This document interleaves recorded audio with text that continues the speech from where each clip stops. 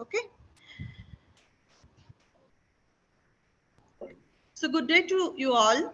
I, Sriparna Chatterjee, an INYAS member, along with my other two co-organizers, Dr. Kutubuddin Molla from NRRI Kotak, he is also an INYAS member, and Dr. Momita Kole from DST-CPR and ISC Bengaluru, who is also a consultant at International Science Council. We welcome all of you, our INYAS colleagues and non-INYAS guests in today's meeting. We are thankful to you for taking out time from your busy schedule and helping us to make this event a success. As you are aware that we'll be deliberating on benefits and limitations of peer-reviewed preprint in the arena of Indian research. Today's meeting on preprint is an effort to make Indian researchers aware of global dynamics in publishing models through preprint and discuss various issues associated with it. Therefore, to start with, we must realize the global scenario in this context. Keeping this in mind today, first we will hear from Professor Ludo Waltman, who shares a huge expertise in this realm. Then what we'll do, we'll be migrating to 8 different breakout sessions to discuss with our distinguished panelists. The breakout rooms are already pre-assigned, or maybe our INYAS office will help you to assign to your respective breakout room. If you face any problem, we are here to help you. And after 30 minutes of panel discussion, we all will again come to this main meeting room. And then the moderator of each panel session will summarize their discussion. Finally, we will hear from Dr. Gautam, who is highly vocal for open access, open data, open education. And Dr. Gautam founded Open Access India, and he played a vital role in implementing open access policy at ICAR. Now, coming about INYAS. INYAS is Indian National Young Academy of Science, and its mission is engaging in interdisciplinary and intergenerational dialogues on scientific issues, and building scientific temperament across the country is one of the key motto of INYAS. In this line, INYAS is engaged in publishing white papers, conducting various surveys, publishing reports, and whatnot. To update you about the various avenues of INYAS, now I would request Professor Rajendra Singh Dhaka, he is chairperson of INYAS, to deliver his remark. Professor Dhaka, over to you. Thank you, Sriparna. Can you hear me? Yes. Yes, so on behalf of INYAS, let me welcome all of you. I see most of my INYAS colleagues and happy to see all of you. I see also that some non-INYAS colleagues are also joined in this event. So I welcome all of you. And more importantly, let me welcome Professor Waltman and Dr. Gautam for accepting our invitation to be part of this very important event. As Sriparna already briefly mentioned about the importance and the need of this event. So I also thank, Sriparna, Kutu and Momita for, coming up with this very important idea to organize this event, which is, of course, very important across the globe. And of course, as she mentioned, we will be discussing today in the Indian context. So let me also tell you about INYAS, though Sriparna briefly mentioned. INYAS stands for Indian National Young Academy of Science. It was founded by our parent academy, INSA, which is one of the very old academies. We were founded by INSA in 2014, and currently we are only the recognized academy for young scientists in India. Sorry for interruption of one phone call.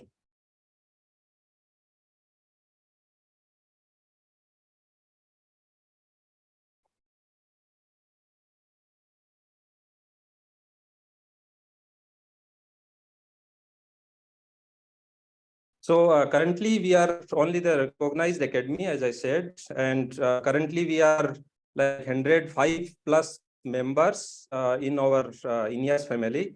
and roughly 65 members in alumni group. And in INYAS, we have members from all streams of science like mathematics, physics, chemistry, and also engineering, medical science, agriculture science. Also, we have members from science communication, science administration, and science education, and from all over India. So geographically, our members are from all over India, from different institutes, academic as well as research institutes, from various disciplines. And we are, as I said, our membership is only for 5 years. So that's what our current membership is. The limit is roughly 110. So every year we induct 20-25 new members, and the same number become alumni in alumni group.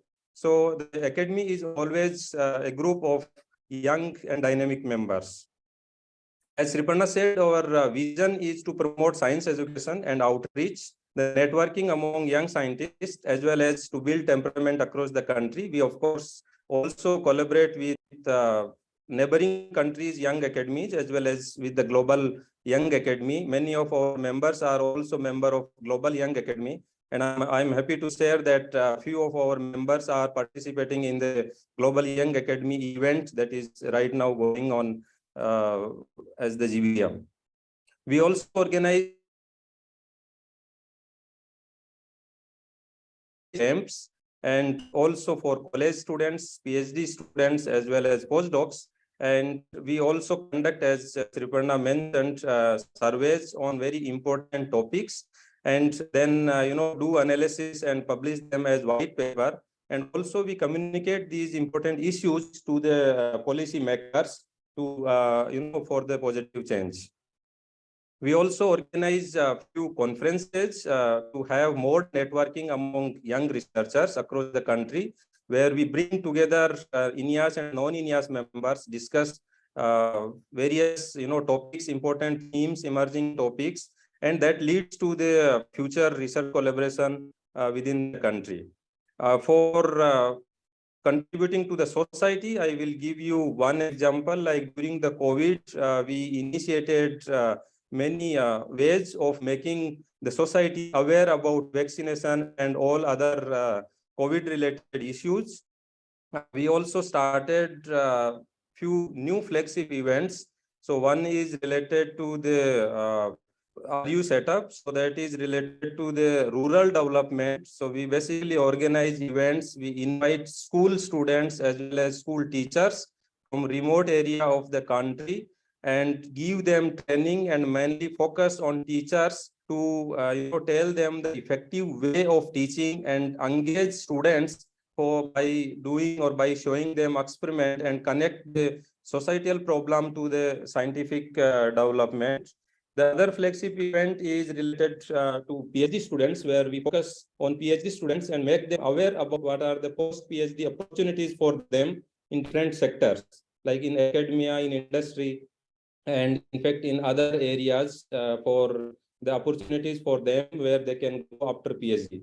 The another flagship event is called Wisdom, Women in Scientific Domain. So for this year, we are going to organize one offline event at IIT Gandhinagar. We are preparing for that, where we focus on different issues related to women in science. As we all know that at the leadership level or at the faculty level, there is a unbalance of gender, and that we are trying to address in different ways by conducting different events. I would, of course, not take much time in these lines. Only we, Kutu, Sriparna, and Momita, they came up with this idea to organize this event. And as Sriparna mentioned, that we all are facing a lot of problems. This open science, publishing open access. So we have to pay, a lot of money, and many of the particularly young researchers, they are struggling to get that money. We of course put in survey. I mentioned that most of my papers are already uploaded on preprint, but there are challenges, there are pros and cons. So we are going to discuss all these. So with this, I'm looking forward to this event, and I'm sure that we all will discuss and learn from each other, and we'll try to find some possible solutions towards these lines. So with this, I thank all of you for joining this event and welcome all of you to this event and looking forward for a fruitful discussion. Thank you.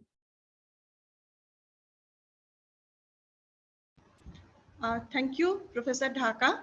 Now I'll request Dr. Kutu to introduce Professor Ludo Waltman. Okay, thank you, Sriparna. So it's my great pleasure to introduce our speaker today, the first speaker, Professor Ludo Waltman. So Professor Ludo Waltman is a professor of quantitative science studies and also the deputy director of the Center for Science and Technology Studies, CWTS, at Leiden University. He is also the associate director of the Research on Research Institute, RORI. His work focuses on infrastructures, algorithms, and tools to support research assessment, science policy, and scholarly communication. Ludo is a member of the board of ASAP Bio, and also the chair of the advisory board of Open Citations, and also he is the coordinator of the Initiative for Open Abstracts. Together with his colleague, Ludo has developed the well-known VOS viewer software for bibliometric visualization. And you can understand his enormous contribution in this line. Ludo is also the coordinator of the CWTS Leiden ranking, a bibliometric ranking of major universities worldwide. In addition, Ludo also served as a founding editor-in-chief of the journal Quantitative Science Studies. It is really our great pleasure to have Professor Ludo Waltman with us today to deliver a lecture on this critical issue of preprints. When we really, all of us from the scientific fraternity, we understand that we are witnessing a rapid change in the dynamics of publishing research findings. So it is great to have you, Professor Ludo, and over to you, Professor. We are eagerly waiting to have your view on this through your lecture. Thank you. Thank you for the very kind introduction and of course for the invitation. It's really a pleasure to be here. I must say I'm excited to see that you're organizing such an important event in India on this topic. So what I will do, I will well, first of all, of course, share my screen. Let me go there.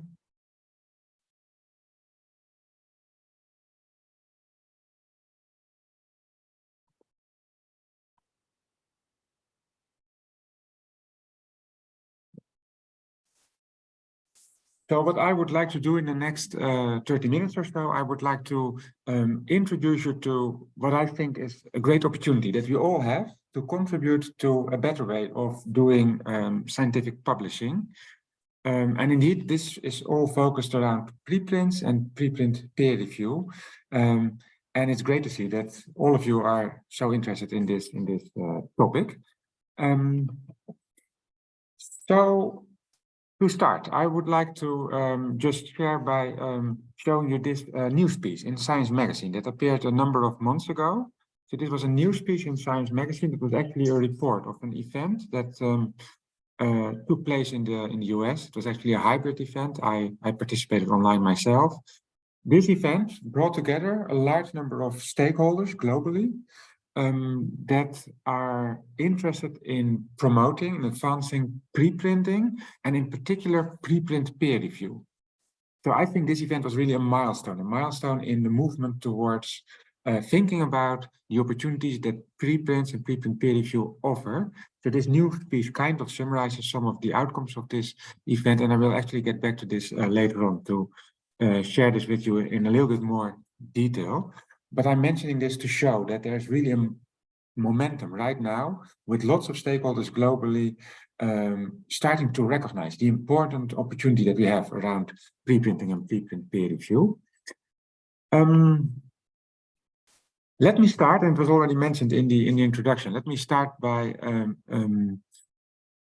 referring to what I think are a few key challenges that we are facing at the moment in the scientific publishing system. I will look at this from the perspective of my research, the research that I'm doing myself together with colleagues on how scientific publishing is done. I will also look at this from kind of the experiences that we have in the European context, which I think largely coincide with the experience and challenges that you're facing in India, but I also recognize that some things might be a little bit different. So I'm going to focus on 4 challenges that I will kind of briefly explain. I think you will recognize all of them, but I will briefly explain them.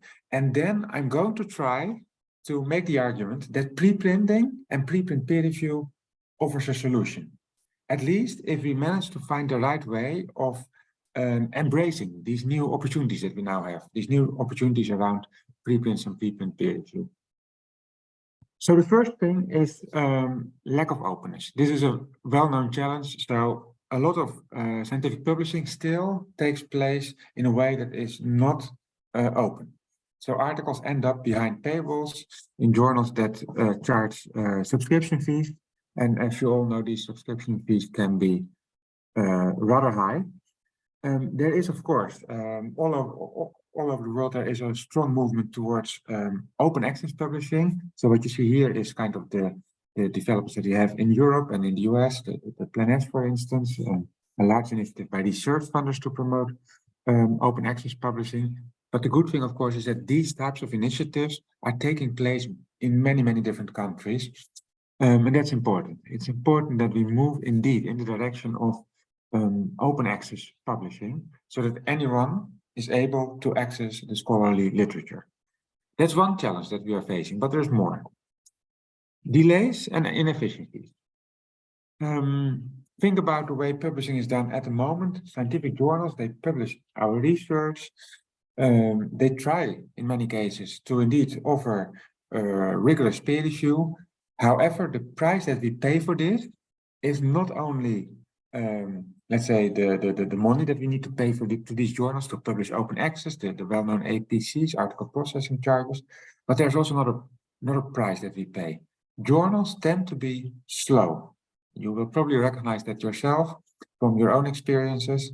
I know it myself as an author, but also as a journal editor. I used to be a journal editor. The peer review process the journals organize take a lot of time. It's very difficult actually to run high quality, rigorous peer review processes because everyone is busy. Reviewers are also busy. No one really has time to do all this peer review. So the system has introduced a lot of delays.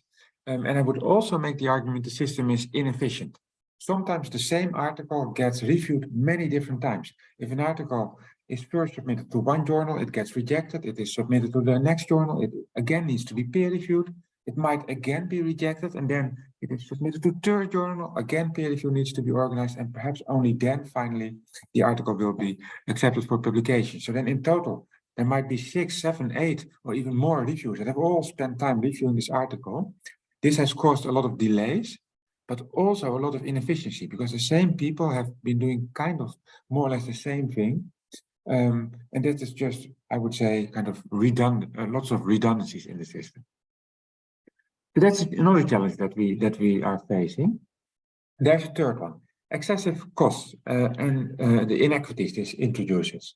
So with the old traditional system of subscription-based journals, we know the subscriptions are expensive. With the new system of open access publishing, and in particular the system of APC-based open access publishing, we kind of have the same problem. It's not the subscriptions anymore, but it is the APCs that are very expensive. And that's a problem, of course, for, well, I guess for all of you in India, but it's the same here in Europe. It's really expensive, and at some point it's something that we simply cannot afford anymore. I think the good thing is that you see more and more awareness of this problem. Also here in the global north countries, at the policy level, fortunately, policymakers become more and more aware that this is not a sustainable way of organizing open access. And we now have all kinds of developments ongoing where this diamond open access model is increasingly being promoted, with diamond open access being a way to organize open access where authors are not charged any fees for publishing their articles in a journal. So here you see, for instance, the so-called Diamonds project, which is one particular effort in this area. So this could be a way to make the transition towards open access publishing without introducing all kinds of new inequities in the system. It's difficult, but there is some movement in this direction, fortunately. One more challenge. All of these ideas, they only work if the incentive system that we have in the research system is kind of compliant with the new direction in which we want to move. And what we know, of course, at the moment, incentives often are organized around publishing articles in journals, preferably in prestigious journals, journals with perhaps high impact factors. And these journals also tend to be the journals that either don't offer open access publishing options, or they do offer them, but they are extremely expensive. So the incentive system at the moment is kind of rewarding researchers for doing the old-fashioned thing, the thing that actually we all say is kind of problematic and the thing we need to move away from. But that can only happen if the incentive system is also kind of evolving in the right direction. You may know about the DORA movement, the Declaration on Research Assessment, that is pushing for these developments. More recently, there's also the Coalition on Advancing Research Assessment, which is another important development in this area. Okay, this I think is the problems that we are facing and the problems that need to be addressed urgently, I would say. And I'm going to make the case that preprinting could be a really important game changer in this environment. And I will also then try to make the argument that we can all, individually as researchers, we can all make a small contribution to the big change that is needed. So how can preprinting address these challenges? Let us look at the system. So at the moment, the way it works in the traditional journal-based publishing system is we, as researchers, we write articles and we submit these articles to a journal. The journal organizes peer review for us. And then the outcome might be either positive or negative. So the journal might decide to publish our article, or the journal might decide to reject it for publication. And of course, we hope the decision will be a positive one, but also in many cases, the decision is negative. And typically then that means that the article is submitted to a different journal and gets peer reviewed again. But in the case of a positive decision, there is a kind of a reward for the author of the article, for the researcher. You get the recognition of having your article published in that journal.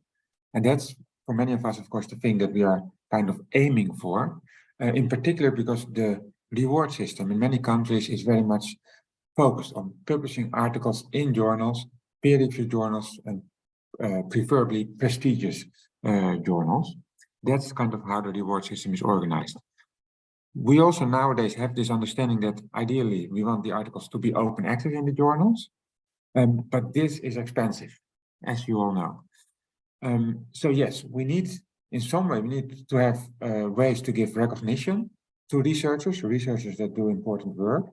We need that work to be openly accessible, but we face the challenge of having a system to organize this that at the moment is really, really expensive. And as I mentioned, many articles get rejected. They are submitted to a next journal, so we have a kind of cycle, as you can see here.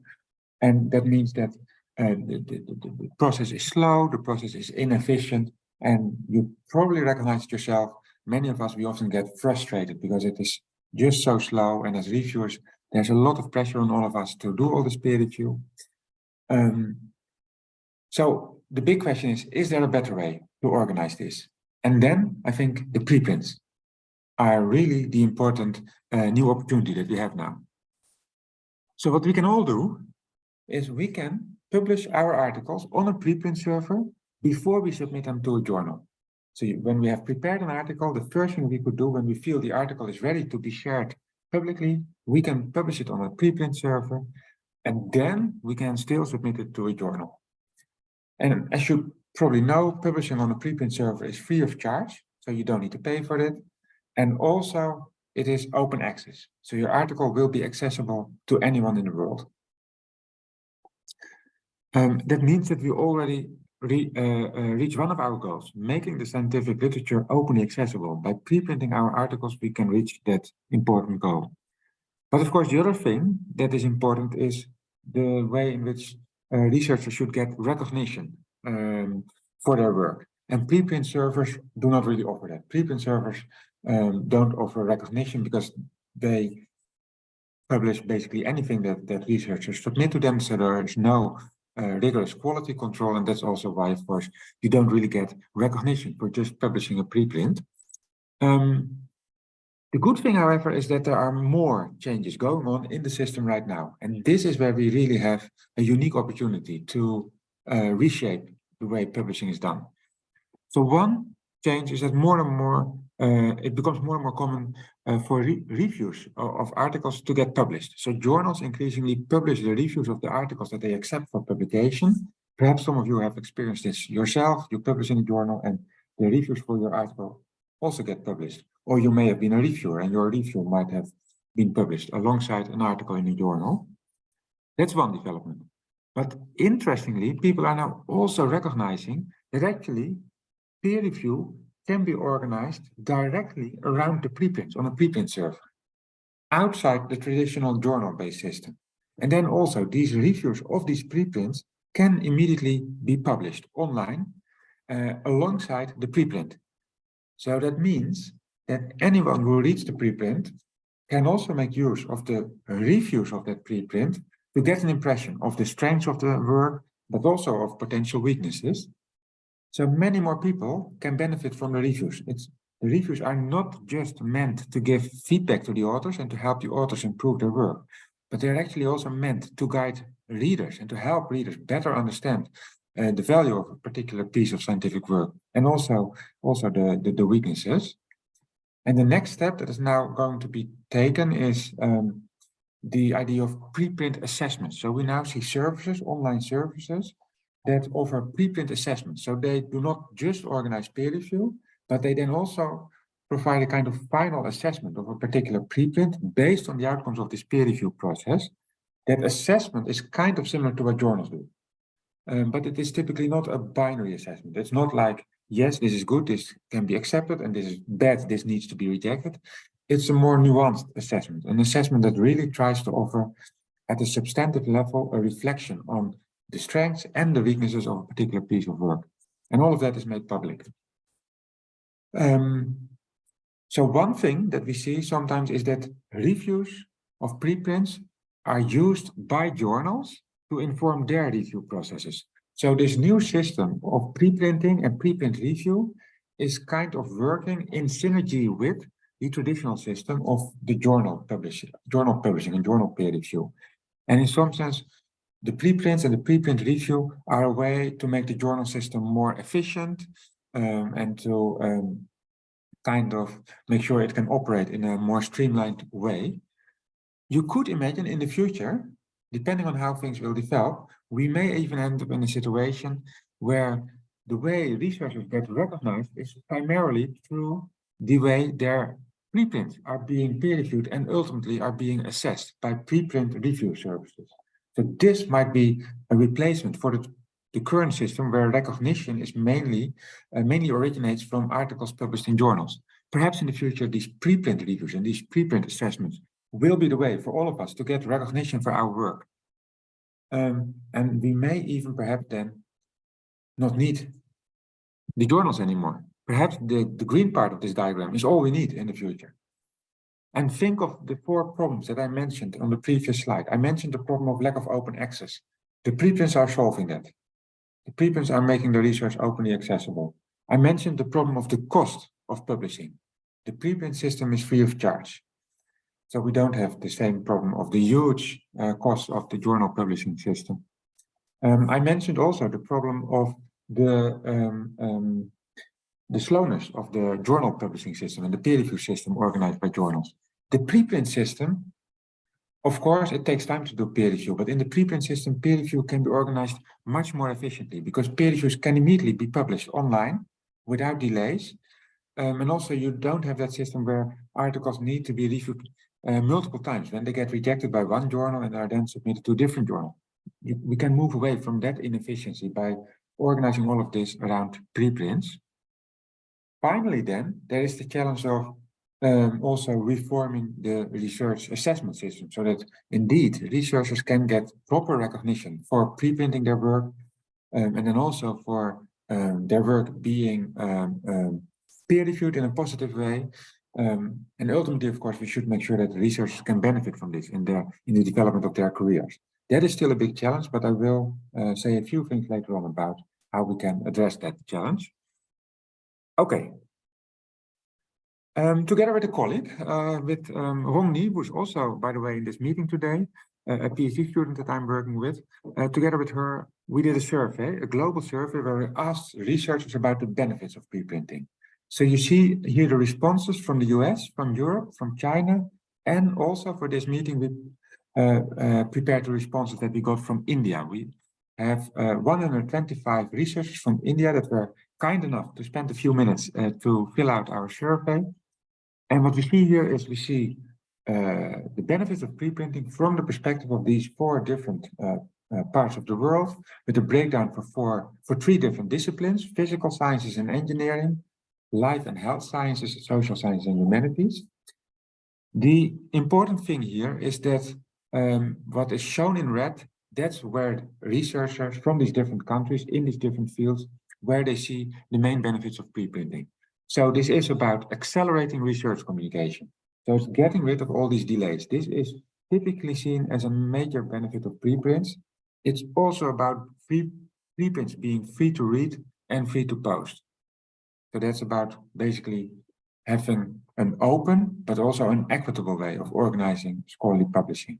So basically, the benefits that I already mentioned, they are all recognized by the participants in our survey, with, of course, some differences between countries and some differences between disciplines. Okay, moving towards a scientific world in which preprinting becomes kind of the norm requires a culture change. This is not easy. That culture change, I believe, is ongoing.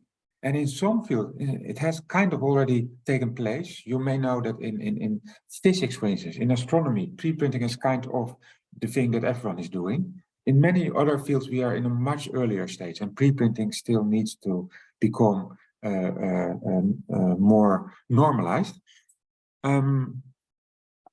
So we also asked in our survey, we asked researchers, could you tell us, how can preprinting be encouraged in your discipline and in your country? What you see here in red is the main ways in which preprinting can be encouraged in different fields and countries. So one thing that is really important here to see is that in India, more than in other parts of the world, researchers made clear, or at least the respondents to our survey made clear, that this is crucial. Preprinting is not going to work if we don't have the proper incentives in place to stimulate researchers to indeed preprint their work. So we see lots of red cells, especially for the respondent from India. So that really shows that something needs to happen to make sure that preprinting is kind of compliant with the incentive system that we have. So looking at the results from the different parts of the world, we see that sometimes actually what needs to happen is relatively straightforward. It's just about technical infrastructure. So we see in the top row in the middle that integrating preprinting in journal workflows. So essentially, that's a kind of a technical thing. That is an important thing. That's at least what the respondents tell us. An important thing that could help to make it easier to do preprinting. But we also see in the second row at the left, we see that ultimately the incentives and the recognition that researchers need to get for preprinting is a key issue. And that's the case in particular in your country, in India, and in the physical sciences, in the life sciences, but also in the social sciences. We see that respondents to the survey, they make clear, like, this is only going to work if I get proper recognition for preprinting my work. What I also found interesting is that at the bottom you can see that encouraging or mandating of preprinting by journals is something that apparently in the research community, in particular in India, is seen as something that is really important. Okay. One way to think about culture change is through this pyramid. This is a pyramid that was introduced by Brian Nosek, one of the pioneers of open science, and he's making the argument that we need to go through 5 steps to realize culture change towards more open ways of working in science, for instance, towards preprinting. So at the basic level, we need to make it possible. So we need to just have the infrastructure in place that enables us to preprint our work. more or less at this level, I think things are kind of fine. We indeed have a lot of this infrastructure. We have preprint services like Archive and BioArchive, MedArchive. They are available for all of us globally, free of charge. We can make use of them. So this is kind of, I think, this has been taken care of in a reasonably okay way. But that's not enough. We also need to make it easy for researchers. And that's where at the moment, lots of things are going on. So it should not only be possible, it should also be easy. And the good thing is that, for instance, when you look also at preprint review, that we have all kinds of new initiatives that make it increasingly easy for researchers to have their preprints reviewed. So there's, for instance, things like review commons, there's things like peer community in, and there are a number of other initiatives, and they all make it more easy for researchers to preprint their work, and then also to have reviews of their preprints.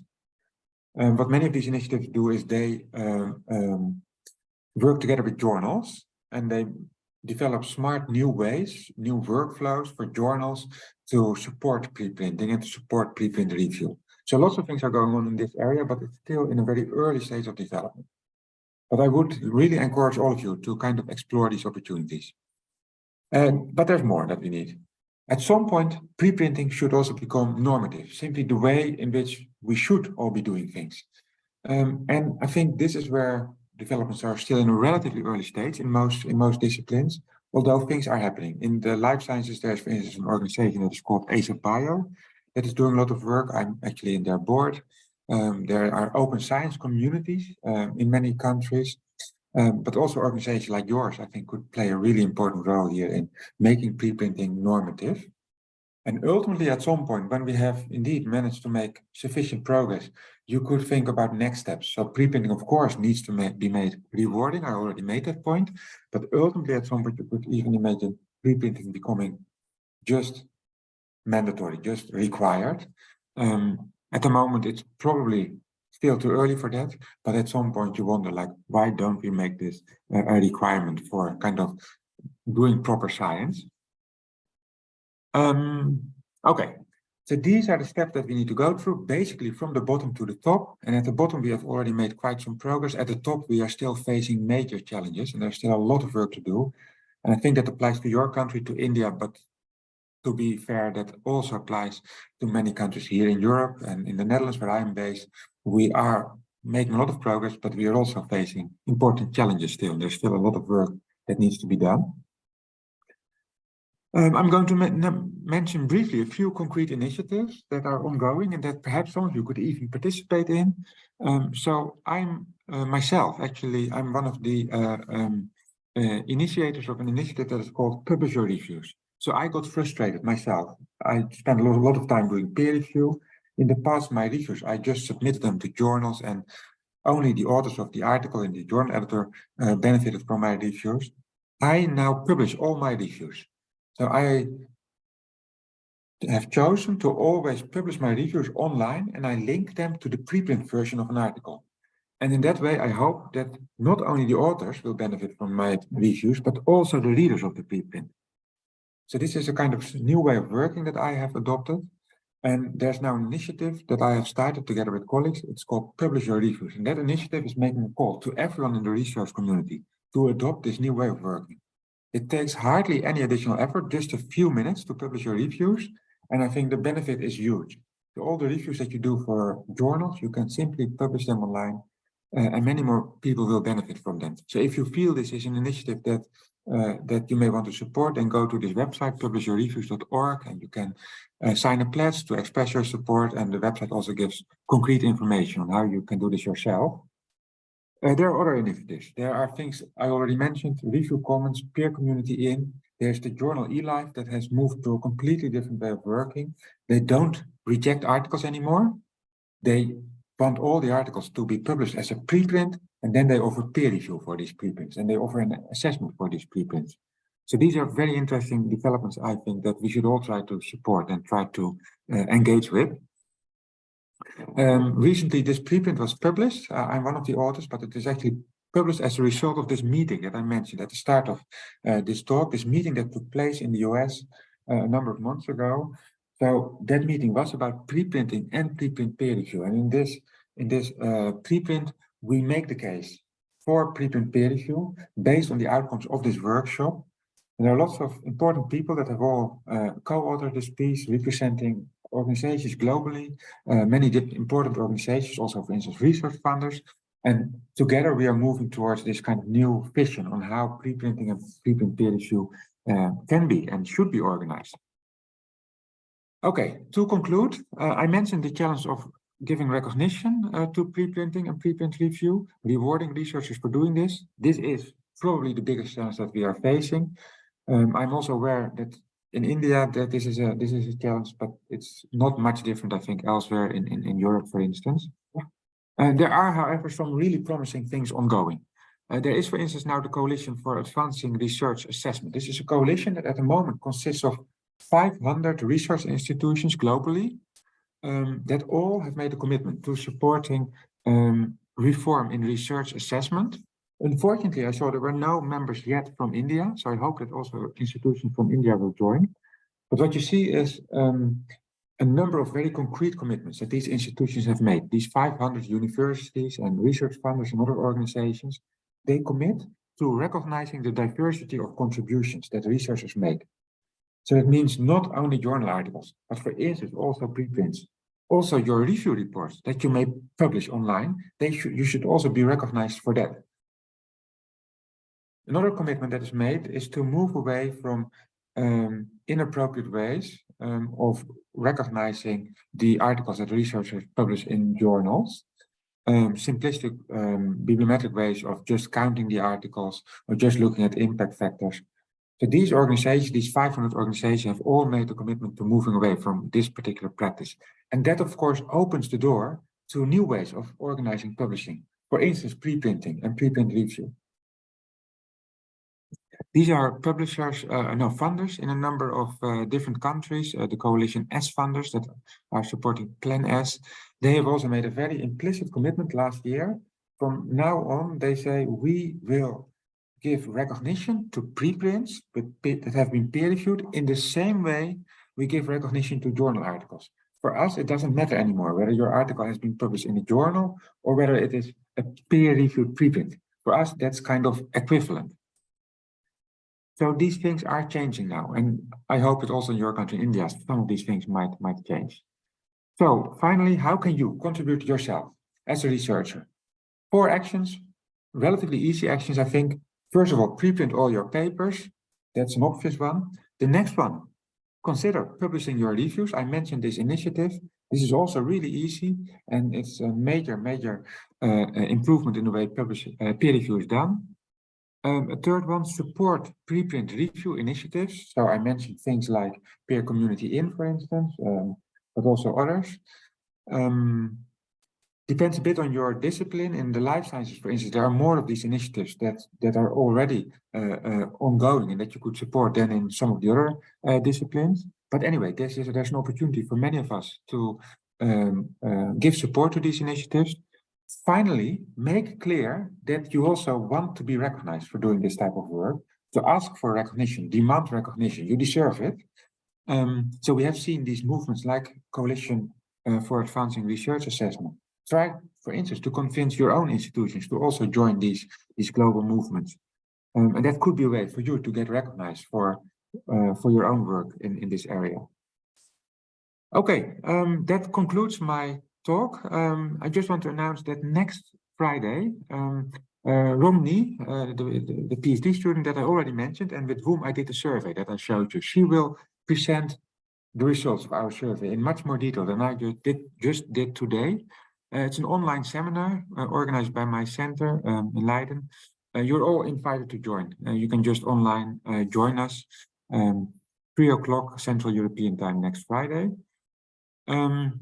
I mentioned ASAP Bio, really an interesting organization that is doing lots of work around preprinting.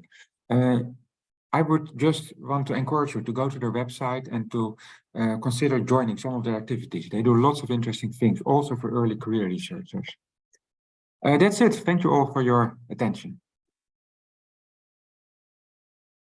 Okay, yeah. Thank you, Ludo, for this detailed presentations on the need that why should we be preprinting, and also probably for us as a researcher to think on that, how we can contribute into those initiatives. especially when we see, for example, coming from India, many of us faces the challenges of gatekeeping by the commercial journals. The editors don't accept. This is something very common for us. So we would really be interested to go for new ways. So right now I will actually open the floor for question and answer from the participants. Sriparna already has mentioned that you can either raise your hand to ask the question, or if you wish, you can alternatively write your question into the chat box. But before going to that, I would just give a little brief overview, background why International Science Council, the organization that I'm representing right now, collaborated in this event, because International Science Council is the global voice of science, and we felt that we need to intervene at this current context and explore the ways to maximize the scientific benefit of publishing process. International Science Council has created a series of 8 principles for scientific publishing. I will put it in the chat box for you to check. And now we are exploring equitable and inclusive pathways for global science community to efficiently function as network of ideas and information. And we see peer-reviewed preprint as really one of the best way to go forward. As Ludo have mentioned, we also collaborating with SF Bio to see how we can take this kind of initiative forward. And this is where actually also to some extent our collaboration with Ludo also starts, and we think that we would be able to take it even much further levels.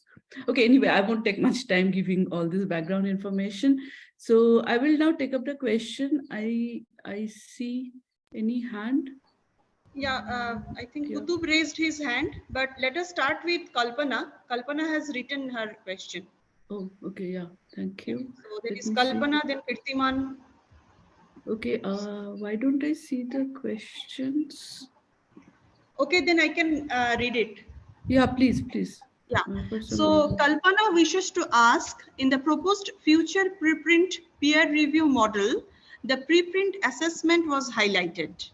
I am interested in knowing more about the features of this one, and especially if this one is different from the conventional review process. Thank you for that question. That's actually a really important question. There's a lot of variation in the way preprint review is organized. So there's not one model, there are many different models. There are about 30 different services at the moment that all offer preprint review in different ways. However, there are a few things that are really important when you compare preprint review with traditional journal review.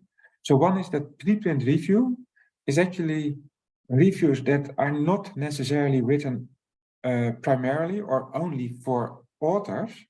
Preprint reviews can be reviews that are much more written for readers. So to guide readers on kind of how they should value a particular piece of research. So what you see often when peer review is done for journals, peer review becomes a kind of a long list of demands, like you should improve this. This is not good, make it better. I want you to do an additional experiment. It's kind of tends to be a bit negative, a lot of criticism, lots of demands for improvements. Preprinting in the context of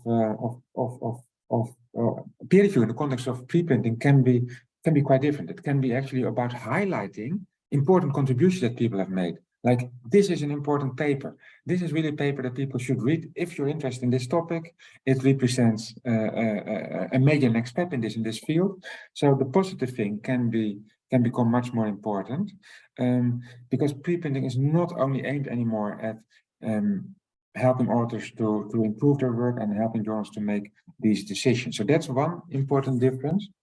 The other thing is that journals have standards, quality standards, and we know that differs between journals, but ultimately as a reviewer, you're kind of supposed, when you review for a journal, you're kind of supposed to help the journal decide whether an article meets their quality standards.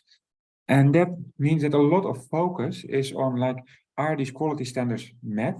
And also a lot of focus tends to be on, like, is the review kind of sufficiently interesting, or perhaps we should say sufficiently appealing and sexy for the journal? A lot of energy is spent discussing these types of things. Actually, I think that's largely a waste of time. We should not be discussing these types of things all the time. We should focus on the actual substance of the research, highlight the strengths, the important things, the value of the research, and also, of course, the weaknesses. And preprint review has the opportunity to bring us kind of closer to this actual conversation about the research itself, rather than what I see as a kind of distractions from what it should be about. Distractions like, does this review meet the standards of one particular journal, which is, I think, ultimately not so interesting. So it's a way to actually bring back in the research system the actual genuine conversation between researchers, between authors and reviewers. And that's the big promise, I would say, of preprint review.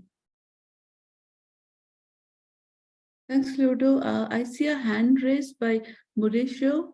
Can you please ask your question? Then I will take from the chat box. Hi, Ludo. Great talk. Yeah, so I just wanted to, it's more of a comment than a question. Sorry about that. So just related to the preprint review comments that you made about publishing our reviews, I just wanted to share something that I have found particularly useful as a PhD student. What we've done is we've transformed our student and postdoc journal club into basically a platform to just review preprints. So every month we would have a journal club where we would just gather as students to review papers that were usually already published in peer-reviewed journals. And then we just scrapped that, and now we exclusively review preprints. And then we usually publish the outcome of those journal clubs as a pre-review review. And I think that has made it much easier to, like, it has made it a much more collaborative endeavor. So it's kind of a nice aspect of it.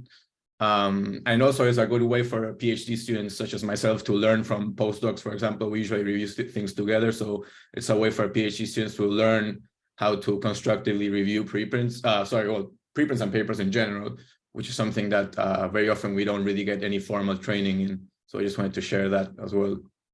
And thank you for a wonderful talk. Mauricio, this is really excellent to hear what you're doing. This is, I think, this is what we should all consider to do. Great to hear this. Yeah, thank you. Thank you both. Now I have another question, hand raised by Kutu. Dr. Kutu, please go ahead. Yeah, a great talk, Ludo. So thank you very much for your time.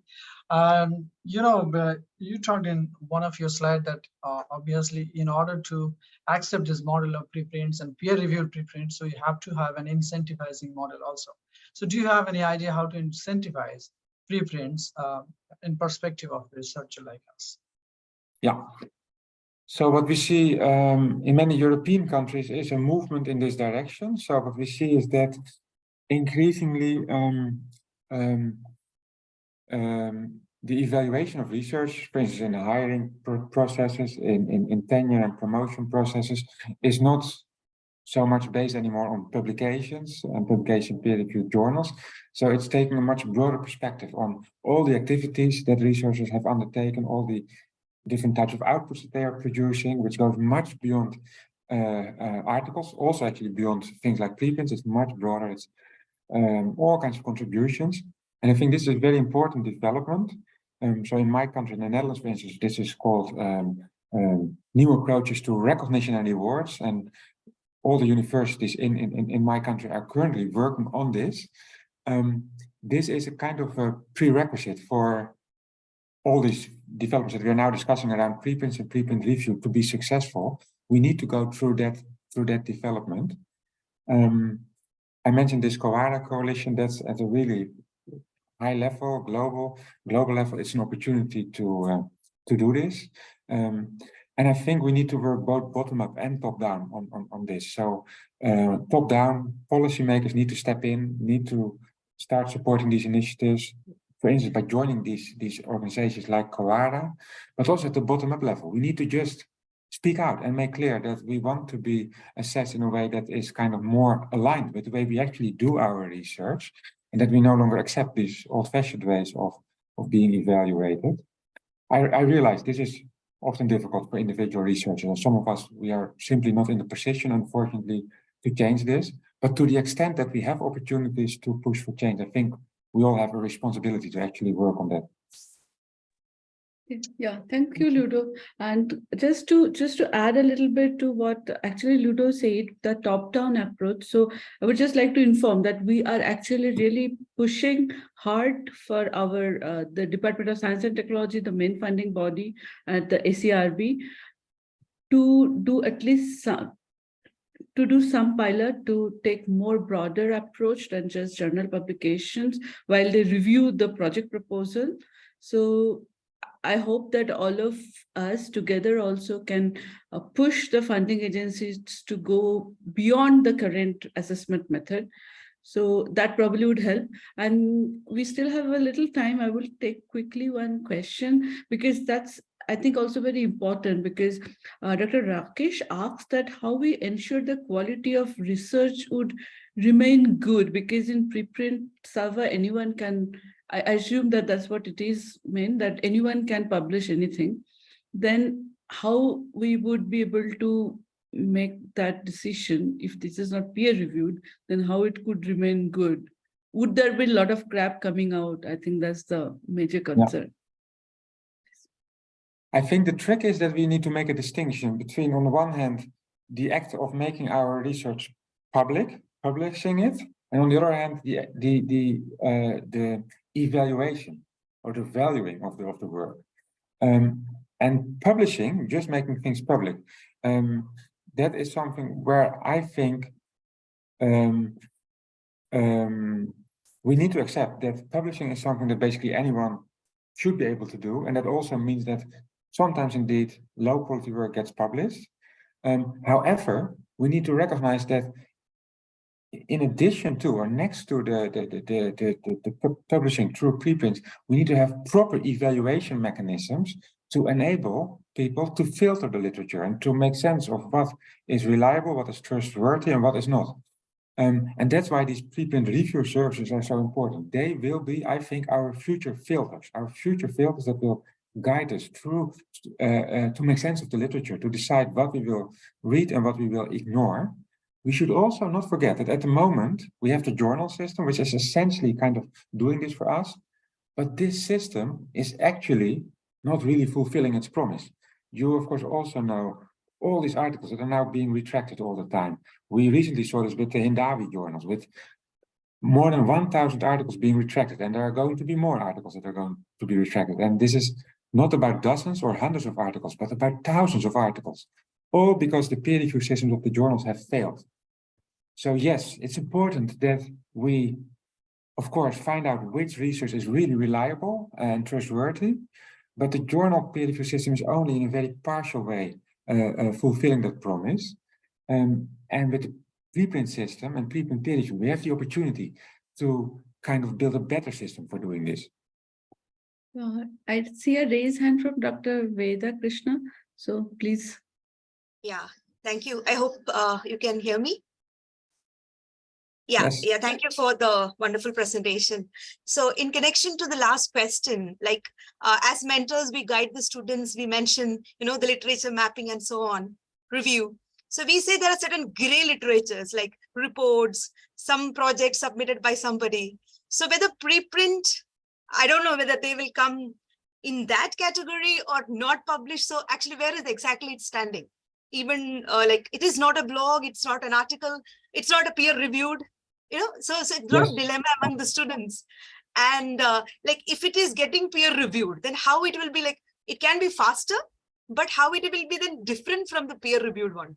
So then the distinction that non-peer reviewed are preprints. So that also, like, again, it's a dilemma. So can you just put some light on that? Yes, I think when it is about gray literature and policy reports, we also have a big problem, because a lot of that gray literature is just getting lost because it is kind of not made available at all in a proper way, or it's completely unfindable. What I think is an important opportunity that we have is perhaps not so much to expect preprint servers to solve that problem, because preprint servers have particular ideas about the types of works they want to publish. So they want to publish kind of things that are like scholarly articles. However, we have other types of repositories like Zenodo. Zenodo is very popular in Europe. Zenodo is also free of charge, a bit like a preprint server. And this is now the standard for basically publishing policy reports. Policy reports, grey literature is almost always now published on Zenodo, which guarantees that it will remain available forever. It has a persistent identifier, a DOI, so you can easily find it. All kinds of metadata is made available in a good way.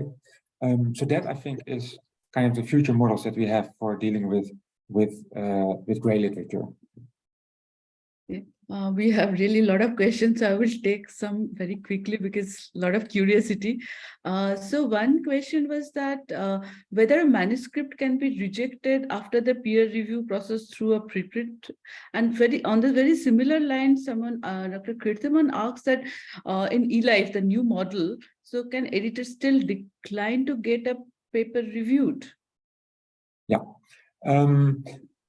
So regarding the first question, there are different models. So for instance, the model that is used by Peer Community In, which is one of the most successful models at the moment, they indeed reject articles. So they review preprints, and then ultimately they make a kind of a decision like this is scientifically sound, and this is not sufficiently good. So this is kind of what we reject. So they still make binary decisions. And in that sense, what they do is kind of similar to what journals do. There are other services that don't do this anymore. And eLife is actually one of those. eLife does not make these accept reject decisions anymore. But indeed, and that's the other question, it is true that eLife still makes decisions to decline to organize review for some preprints. They simply say like, well, this might be out of scope.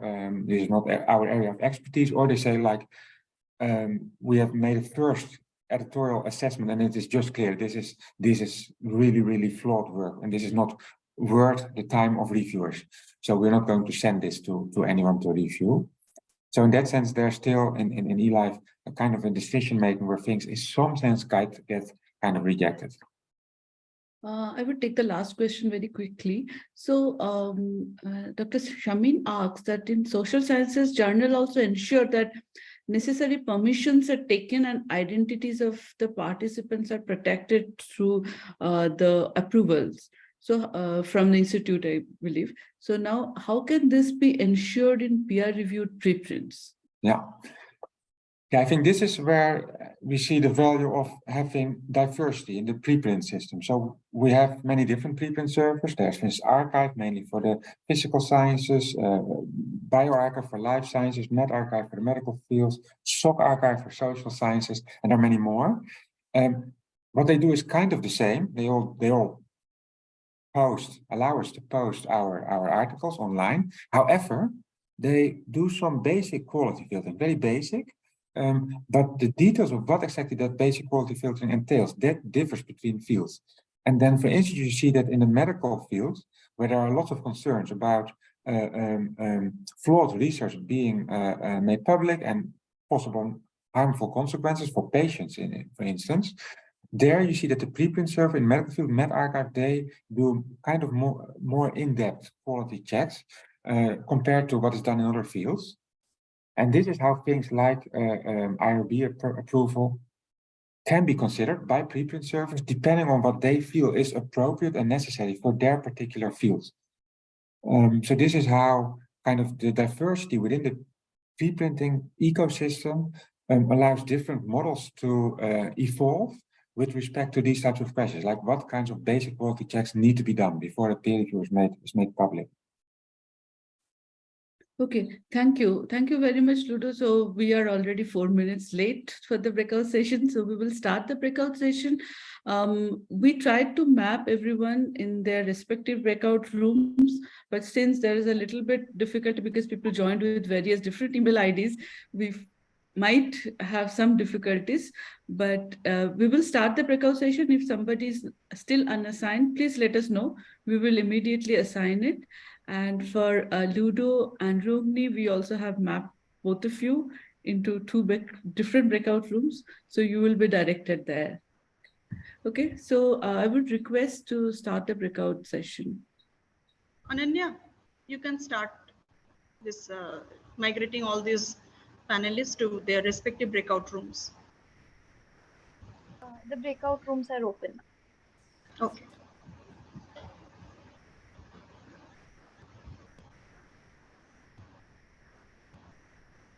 The unassigned participants will be there in the main room. So I'll just look into the names and I'll assign them. Yes. So I think Kirtiman and Rajanji, Yes, ma'am. Okay. you just assign them.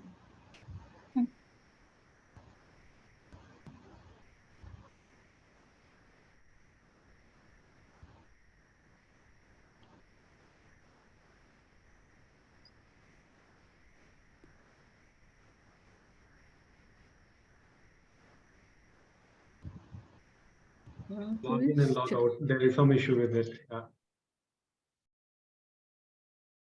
Yeah, and Rajanji, I think. Yes, ma'am. I'm just doing this. Although I've assigned, but I'll just try it again. Okay, so sir needs to join. Okay, he joined. Okay. Okay, yeah, great. Okay, So we looks three like are left now. Okay. That's fine, fine. Let them Yeah, discuss. but a lot of questions came in. I just didn't Yes, yes. expect. Yeah, that's, and you know, all these are like INYAS member. So like Ma'am, for shall our, I stop the recording for the main room? Yes, please. yeah, Yes. yeah, you can stop now and then later on again you can switch it on.